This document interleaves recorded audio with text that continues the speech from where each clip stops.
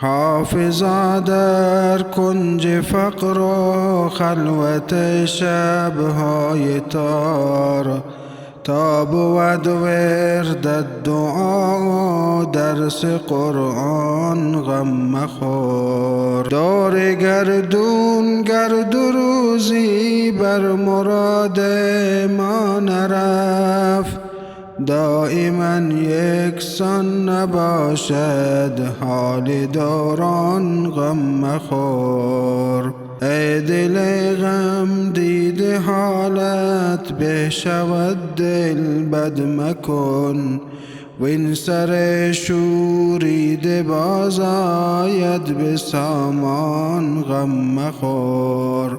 هان مشو ناامید و چون واقف نه ای از سر غیب، باشد اندر پرده بازی های پنهان غم مخور. ای دل ار سیل فنا بنیاد هستی برکند، چون تو را نوح است و کشتیبان ز طوفان غم مخور.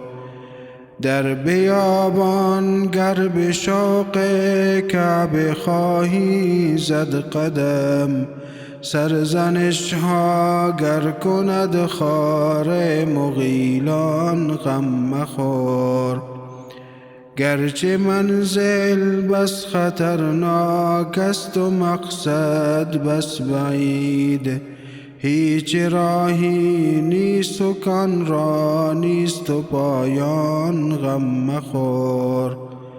حافظا در کنج فقر و خلوت شبهای تار، تا بود ورد دعا و درس قرآن غم مخور.